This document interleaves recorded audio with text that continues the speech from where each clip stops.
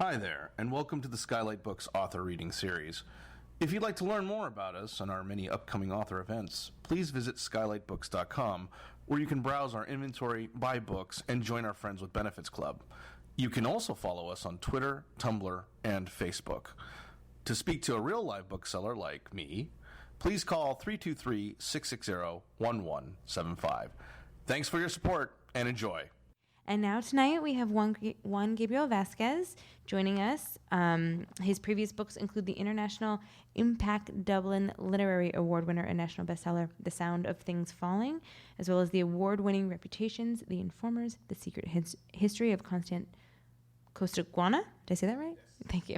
And the story, I don't think I've ever pronounced it out loud. And the story collection, Lovers on All Saints' Day. His novels have been published in 28 languages.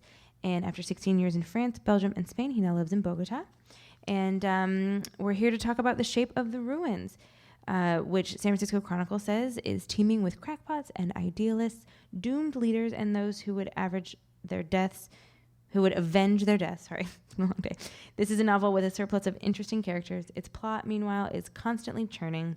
Readers will think that they can foresee what's coming next and will find that they're wrong. Here he is.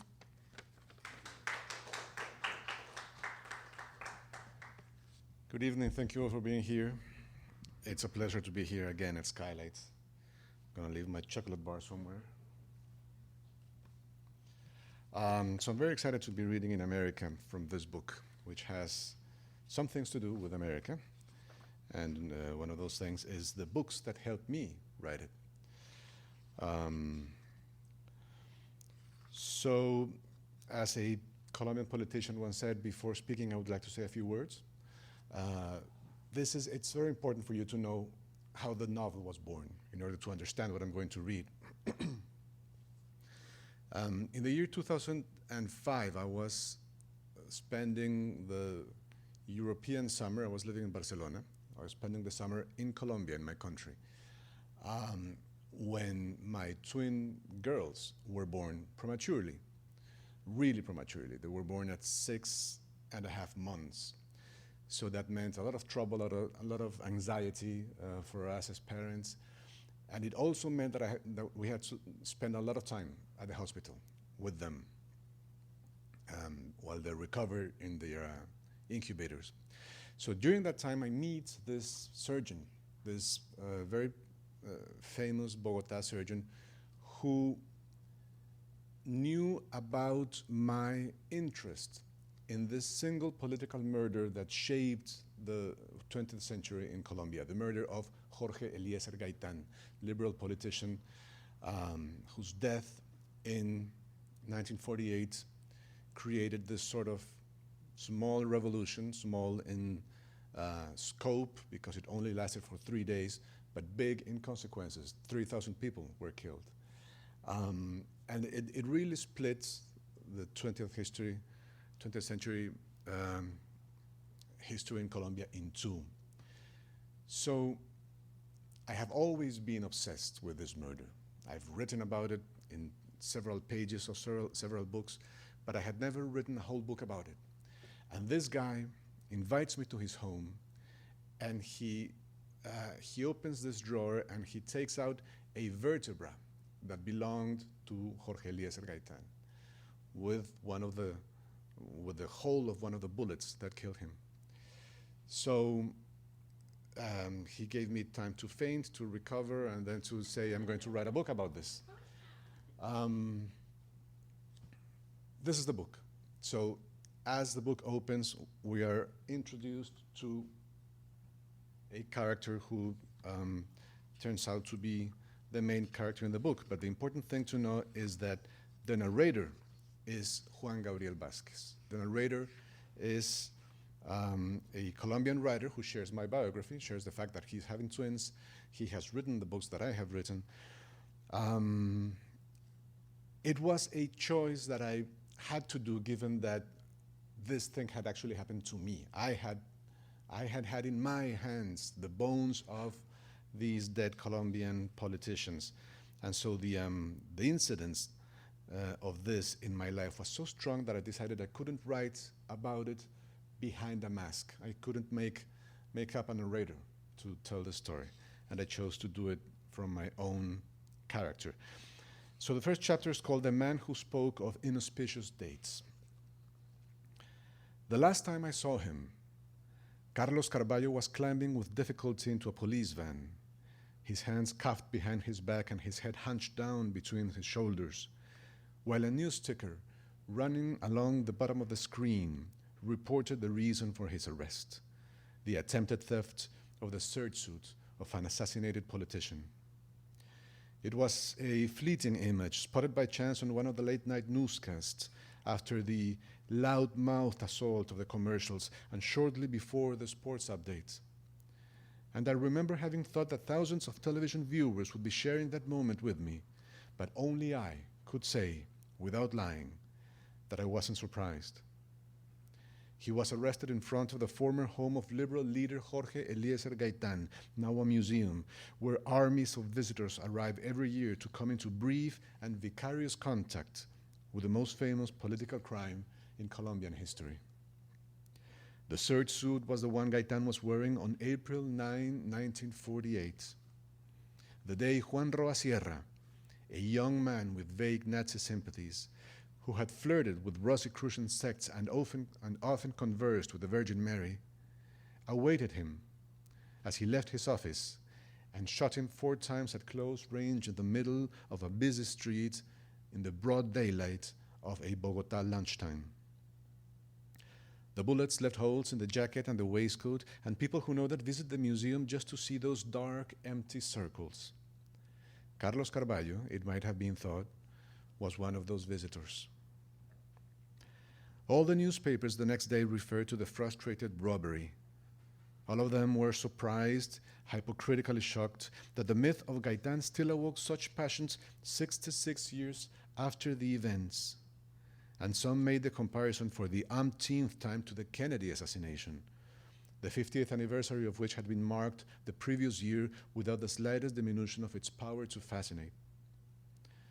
All of them remembered, in case anyone had forgotten, the unforeseen consequences of the assassination, the city set on fire by the populist protests, the snipers stationed on the rooftops firing indiscriminately, and the country at war in the years that followed.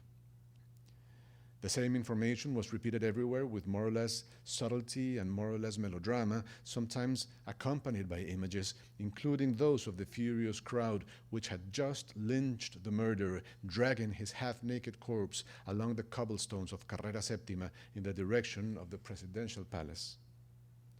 But on no media outlet could you find a speculation, as gratuitous as it might be, about the reasons a man who was not mad might have for deciding to break into a glass case in a guarded house and make off with the bullet-ridden clothing of a famous dead man.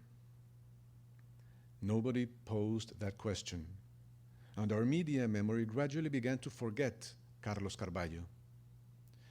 Swamped by everyday violence, which doesn't even give time to feel discouraged, Colombians allowed that inoffensive man to fade away like a shadow at twilight.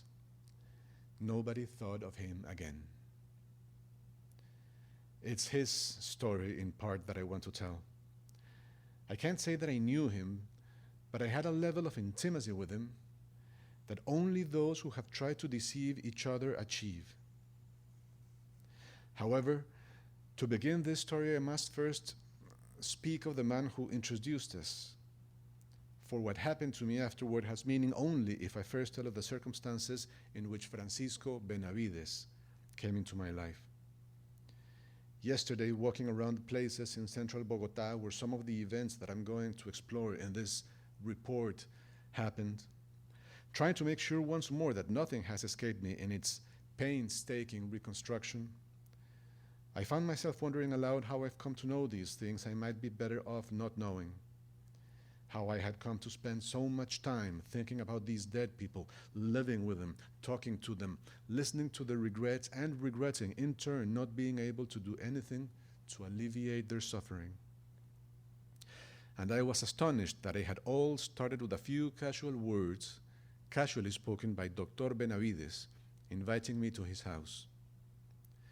At that moment, I thought I was accepting in order not to deny someone my time who had been generous with his own at a difficult moment.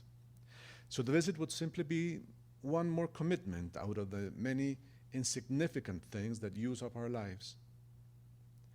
I couldn't know how mistaken I'd been, for what happened that night put in motion a frightful mechanism that would only end with this book.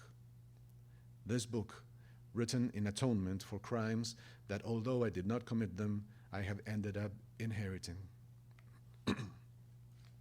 So now I move ahead to the actual night, the actual evening where and when I met Carlos Carballo. So we're introduced to each other by Francisco Benavides, and then this is the surgeon, and then Benavides leaves for a while. We start talking, and I realize at once that this guy is a very interesting guy, very contradictory, very, very strange in his own fascinating way, but also very irritating. He begins to spew conspiracy theories about everything, about 9/11, about how Lady Diana was murdered, in his opinion. And I'm a little bit stressed out because of my daughters being born early and the whole situation. So I snap at him, and a situation of tension is created. This is the moment in which Benavides comes back, and he realizes that there's tension, and he tries to diffuse that tension by mentioning a relative of mine. He mentions José María Villarreal, who was my great uncle, who was a conservative politician in Colombia in the time when Gaitán was killed. And so, for some reason, they know about this relationship between this politician and myself. And so obviously I ask, how is it that you two know of him? How wouldn't we know of him? Said Carlos Carballo. He was no longer hunched over. His voice had recovered its previous vivacity. Our clash had never taken place. Francisco, bring the book and we'll show him. Not now, man, we're in the middle of a dinner party. Bring the book, please. Do it for me. What book? I asked. Bring it and we'll show him, said Carballo. Benavides made a comical grimace, like a child who has to run an errand which is really a whim of his parents. He disappeared into the next room and returned in a flash. It hadn't taken him long to find the book in question. I recognized the red slipcase long before the doctor handed the book to Carballo. It was Living to Tell the Tale, the memoir Gabriel Garcia Marquez had published 3 years earlier, copies of which had then flooded all Colombian bookshops and a good part of those elsewhere. Carballo took the book and began to flip through, looking for the page he was interested in, and before he found it, my memory and instincts had already suggested what he would show me. I should have known. We were going to talk about April 9, 1948. Yes, here it is, said Carballo. He handed me the book and pointed out the passage. It was on page 352 of that edition, the same one I had at home in Barcelona. In the chapter in question, Garcia Marquez was remembering the Gaitán assassination, which had caught him in Bogotá, studying law with no vocation for it and living from hand to mouth in a pensión on Carrera Octava, downtown, less than 200 steps from the place where Roa Sierra fired those 4 fateful shots. Speaking of the riots, the fires, and the violent and generalized chaos that the assassination provoked, as well as the efforts the conservative government took to maintain control, Garcia Marquez wrote, in the neighboring department of Boyacá, famous for its historic liberalism and its harsh conservatism, the governor, José María Villarreal, not only had repressed local disturbances at the start, but was dispatching better armed troops to subdue the capital. Did you know about this, Vasquez? Benavides asked me. Did you know your uncle was mentioned in here? I knew, yes, I said. But we never talked about politics. No? You never talked about April 9? Not that I recall. Well, there were stories. Oh, that's interesting, said Carballo. Isn't it, Francisco? We're interested in this, aren't we? Yes, we are, said Benavides. Tell us. Let's hear, said Carballo. Well, I don't know. There are several stories, I said. There was, for instance, that time when a liberal friend visited at dinner time. He talked to my uncle and he told him, I need you to go find somewhere else to sleep. Why? Asked my uncle. And the liberal friend just told him, because tonight we're going to kill you. He told me things like that about the attempts on his life, that's all. And about April 9? Asked Carballo. Didn't he ever talk to you about April 9? No, I said. He gave a few interviews, I think, nothing else. But he must have known tons of things, no? What kinds of things? I asked. Well, he was governor of Boyacá that day. Everybody knows that. He received information, and that's why he sent the police to Bogotá. One imagines that he would have continued finding out what was going on. He would have asked questions. He would have talked to the government. Isn't that true? And over the course of his long life, he would have talked to many people. One imagines he would have known a lot of things that happened, how to put it, out of the public eye. Well, I don't know, I said. He never told me. I see, said Carballo. Look, and did your uncle never talk to you about the elegant man? He wasn't looking at me when he asked me this question. I remember well because I, for my part, looked toward Benavides and found his gaze absent or maybe evasive.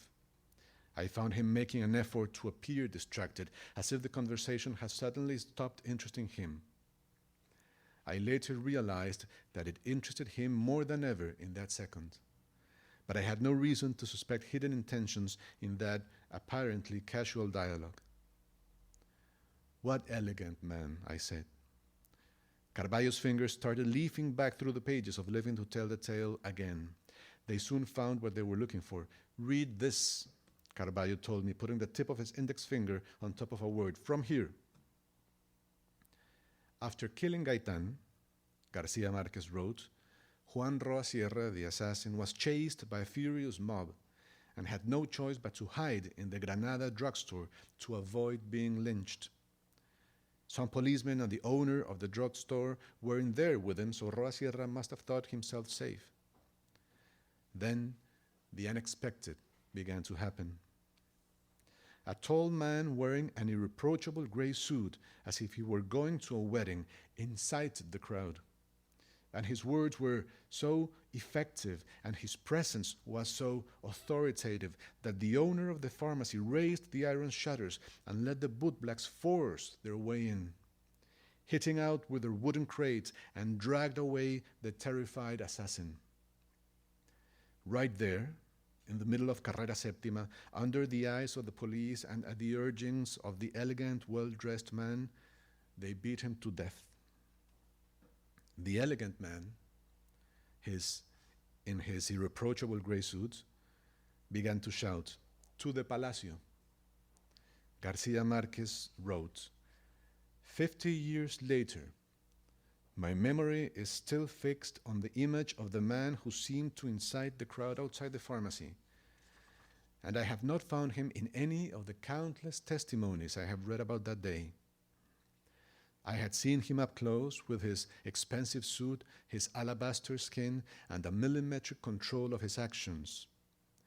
He attracted my attention so much that I kept an eye on him until he was picked up by two new Akar as soon as the assassin's corpse was dragged away, and from then on he seemed to be erased from historical memory. Even mine, until many years later in my days as a reporter, when it occurred to me that the man had managed to have a false assassin killed in order to protect the identity of the real one. To protect the identity of the real one, repeated Carballo at the same time as I did, so that we sounded like a bad choir in the middle of the racket of the party. How strange, don't you think? Strange, yes, I said. It's García Márquez talking, not any old idiot. And he says it in his memoir. Don't tell me it's not strange. Don't tell me there's not something to this guy, to the fact that he's been swallowed up by oblivion. Of course there's something to it, I said. A still unresolved murder, that's all. A murder surrounded by conspiracy theories. It doesn't surprise me that this interests you, Carlos. I've already seen that this is your world. But I don't know if you should latch on to a novelist's isolated paragraph, as if it were the revealed truth, even if he is Garcia Marquez. Carballo, more than disappointed, was annoyed. He took a step back. There are disagreements so strong that we feel assaulted, and little keeps us from raising our fists like boxers. Closed the book, and without yet putting it down or back in its red slipcase, crossed his hands behind his back. I see, he said in a sarcastic tone. And what do you think, Francisco? How can I get out of this world of mine where we're all crazy? Now, Carlos, don't get offended. What he meant was, I know very well what he meant to say. He already said it, that I'm an idle speculator. No, forgive me for that, I said. That's not what, but there are those who think the opposites. Right, Francisco? There are those who can see where others are blind. Not in your world, Vasquez. In your world, there are only coincidences. It's a coincidence that the towers collapsed when they shouldn't have. It's a coincidence that a man was in front of the Granada drugstore, able to get it opened without having to ask. It's a coincidence that your uncle's name appears 14 pages after that incident. Okay, now I really don't understand, I said. What does my uncle have to do with this? Well, I don't know, said Carballo, and neither do you, because you never asked, because you never talked to your uncle about April 9, because you don't know whether your uncle might have known the man who made them open the Granada drugstore. Wouldn't you like to know, Vasquez?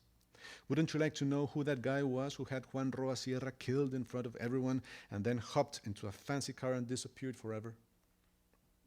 We're talking about the most serious thing to ever happen to your country, and you seem not to care. A relative of yours participated in that historic moment and might have known who the guy was. Everybody knew everyone back then, and you seem not to give a shit.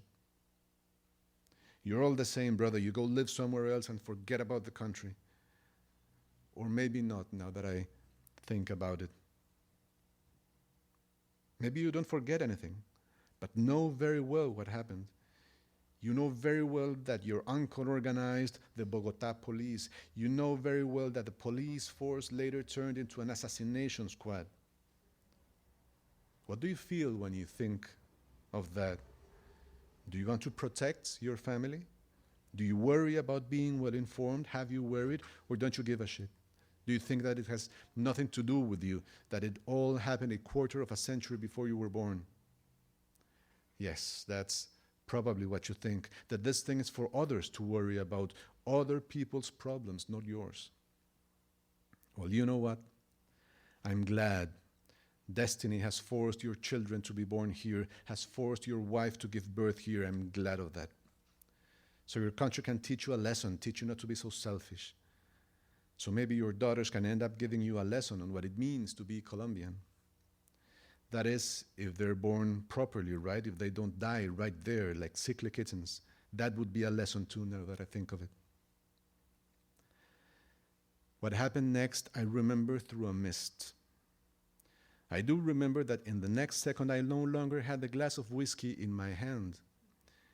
In the next, I realized I'd thrown it at Carballo's face, and I remember very well the crash of the glass as it shattered against the floor, and I also remember Carballo on his knees, covering his face with his hands, bleeding through his broken nose, and the blood staining his cravat, red on red, dark red on the brilliant red of a matador spear, and also running down the edge of his left hand, dirtying the cuff of his shirt and his watch strap, which I remember being of white fabric and therefore more vulnerable to bloodstains than a leather one. I remember Carballo's shouts of pain or maybe fear. There are people who are afraid of the sight of blood. I also remember Benavides taking me by the arm with a firm grip, full of authority and decisiveness, and guiding me through the living room, the occupants of which parted to allow us to pass between incredulous or openly censorious stares, and out of the corner of my eye, I caught a glimpse of Estela, my hostess, running toward the injured man with a bag of ice in her hand, and another woman, maybe the housekeeper, carrying a broom and dustpan with an irritated or impatient expression on her face. I had time to think that Benavides was throwing me out of his house. I had time to regret it, yes, to regret the end of a relationship that wasn't a friendship but might have become one. And in a flash of guilt, I imagined the open door and the shove out of the house. I felt tired, and maybe I'd had one drink too many, though I don't think so. But through my hazy understanding, I was prepared to take responsibility for my actions. So in my head, I began to rapidly sketch out excuses or justifications. And I think I began speaking them when I realized Benavides was not leading me to the front door, but rather to the staircase. Go upstairs, open the first door on the left, lock the door behind you, and wait for me there, he said, placing a key ring in my hand. Don't open it for anyone else. I'll be up as soon as I can. I think we have a lot to discuss. Thank you very much.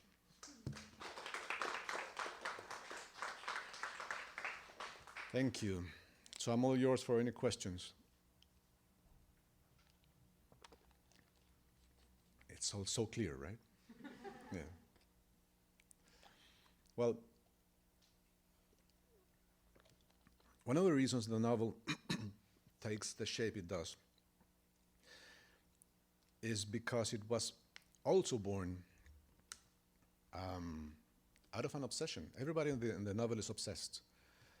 Carlos Carballo is obsessed because he thinks he has found these points in common between this murder, the murder of Gaitán, and another one that happened in 1914, which at the time seemed impossible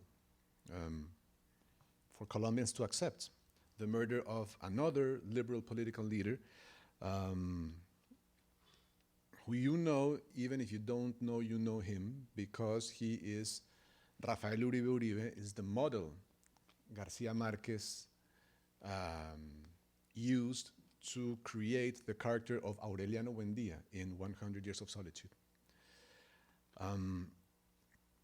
So he's obsessed with that, with finding points in common, with the idea that he has found a truth, a hidden truth behind these two murders.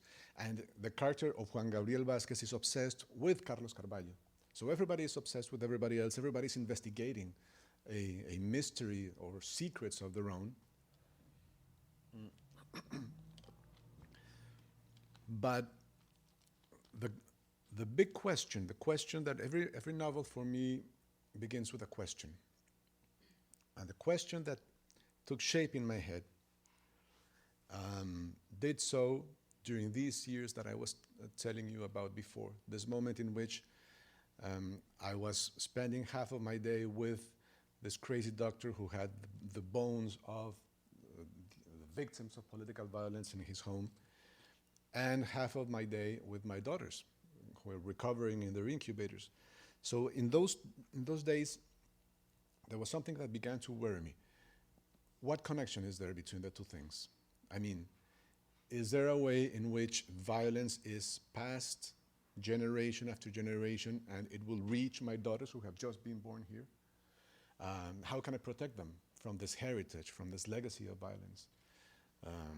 Because I've always known that these crimes have shaped my life, and I was born 25 years after Gaitán, after the murder of Gaitán. So this idea that violence could shape the lives of my daughters who had just been born, that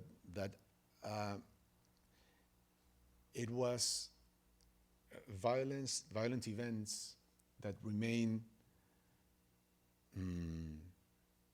in the dark, that remain unexplained, unsolved, are able to traverse generations and shape lives many years later. This was the question that was at the root of the novel. I began to write the novel because of this, because I wanted to know this. And then it became, it started discussing things that I hadn't foreseen. conspiracy theories, for instance. Carballo is a firm believer in conspiracy theories. I published this in 2015, many years before the idea of conspiracy theories took up the whole room in our conversations as it is doing today.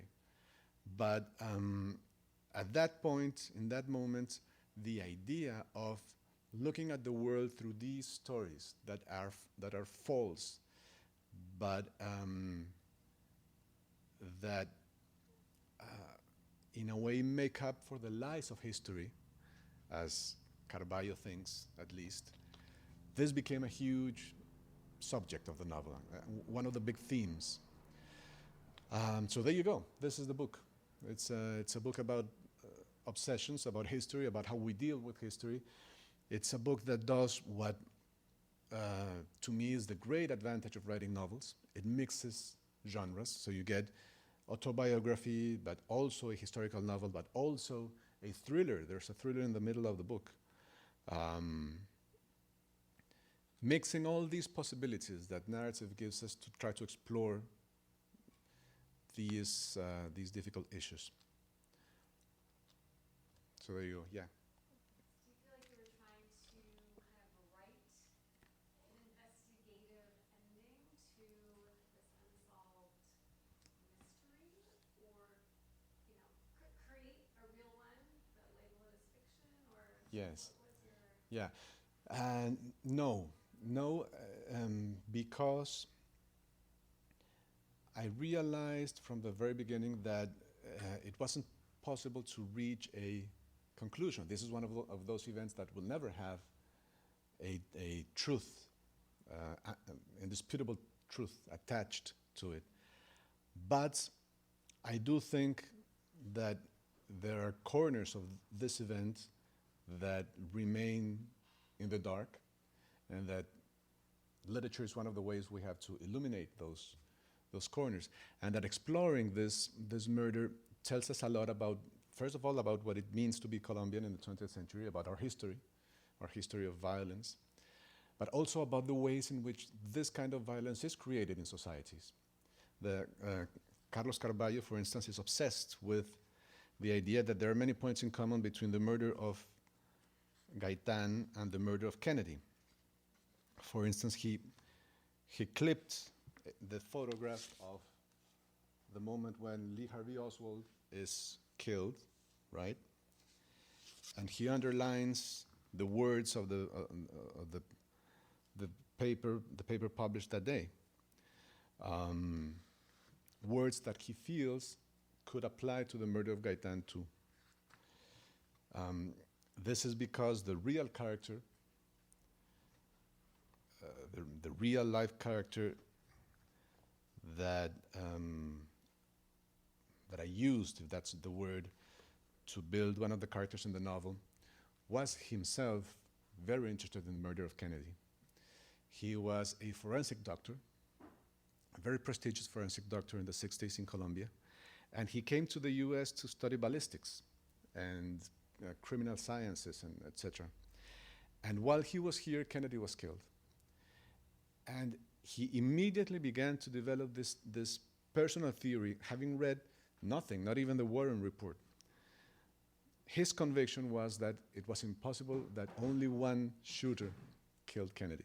And he took these notes. Fascinating. And so this is, it's one of the points, it's one of the subplots, if you will, of the book. Yes. You talked a little bit about this accusation of your kind of not connecting with your Colombian roots, or like leaving Colombia and not really being a participant of the. Oh, Carballo talked about that, yeah. Yeah. He accused me, yes. Exactly. So I'm kind of curious, like, when do you feel more Colombian? Do you feel more Colombian when you are in Colombia, or when you're living abroad? And how do you like stay connected to Yeah. that culture? And do you Yeah. feel more connected to that heritage after having written this book? Yes. Yeah, well, definitely I do feel more connected after this book, which is like a summer of all my Colombian anxieties and preoccupations and obsessions. But the thing with me is that I lived for 16 years abroad. I left Colombia without having published one single book, and I went back just 6 years ago. And during those years abroad, I wrote one book which I consider to be my first book, a book of short stories about Belgium and France, and it's this one over here. And after that, 1,000 pages about Colombia. And I've never been able to leave the country in terms of my imagination after that. The only book that I wrote that has nothing to do with Colombia is the first one. After that, I just fell into that pit because there are so many dark places. And countries with dark places produce fiction. This is what we do when we don't know what happened in a, when we realize that history is incomplete or has been distorted or has lied to us. We produce novels. And this is, for instance, one of the reasons that American books helped me shape this one. Novels such as Don DeLillo's Libra, or some novels by Philip Roth. They were very useful to try to find my way through these public histories that become private stories. I wrote about Colombia for 16 years from abroad, and in those moments, writing books was what kept me in contact with my country. Yeah. Yes. How did you feel about writing yourself as a character? How did I? How did you feel about writing yourself as a character? Well, yes, it was not an easy thing to do.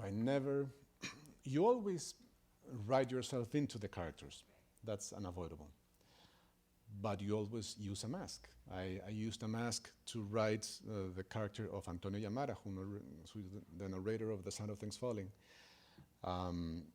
There's a lot of me in there. There's a lot of me in the narrator of The Informers, Gabriel Santoro. But creating in words your own life in this confessional mode, trying to be truthful. I did not make things up. It is the most frank and direct book I've written in that sense.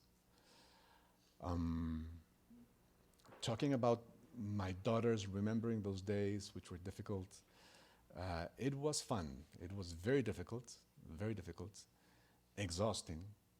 There were some days in which I wrote one paragraph and I was exhausted for the rest of the day, emotionally drained. So very interesting lesson to learn. Yeah. Yes. The fact that you're kind of writing fiction as a response to the fiction that was created around this. Very good. Yes. Do you think that diminishes the impact of the book? No, because I don't think of the two things in the same terms. I think this is fiction, and I think that is lies. And I think one of the yeah, well, this is part of my discussion in the book too, and I think it's a very interesting question because of this. It was part of what I thought. A conspiracy theory is not. Sometimes I think that a conspiracy theory is a novel in which the narrator believes everything he says, and the novel is like a big conspiracy theory. The difference is that the narrator is conscious that he is making things up. What we try to do when we write novels like this is to make up for the shortcomings of history. That is to say, there are places that official history is not able to illuminate because they don't have the proofs, the documents, the knowledge, and it's to those places that fiction goes to say the things that history is not able to say, right? There was this German romantic poet, Novalis, who said, novels arise out of the shortcomings of history. This is what happens with novels about history as I understand them. We write about those places that are out of reach for all the other kinds of narratives that we have invented as human beings, journalism, historiography, the essay, documentaries, whatever. Where those places can't go, novels can. And this is one of the nice things, I guess, the justifications to write fiction. Yeah. I'm curious about, imagine you write it first in Spanish. Do you also do your own translating into English? No, I wouldn't dare, no. I know it's not easy to get books translated and sold on the, the American and British markets. Exactly, yes. Do you know 3% of books published in America and the UK are translations? And that includes, I don't know, users' manuals from... So yes, it's difficult. No, well, I've always had the same translator. She's an extraordinary...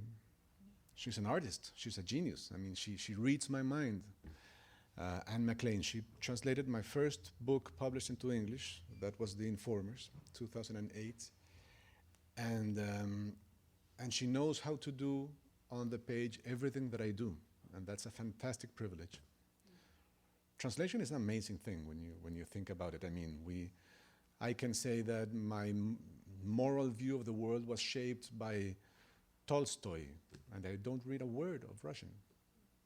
So all the words that I've read and that have shaped my worldview were chosen by somebody else than Tolstoy.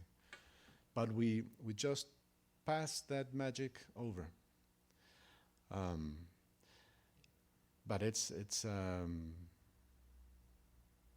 fundamental. I mean, without translation, I wouldn't be able to speak about the politics of my country, for instance, because the two words that I need to speak about my country are translations from the Greek: politicians and idiots. Two words translated from the Greek. So, yeah. Okay, well, thank you very much. You've all been very kind. Thank you for your attention. You've been listening to the Skylight Books author reading series. Don't forget, you can listen to this and all of our other great podcasts at skylightbooks.com. Thanks again for stopping by, and we hope to see you soon.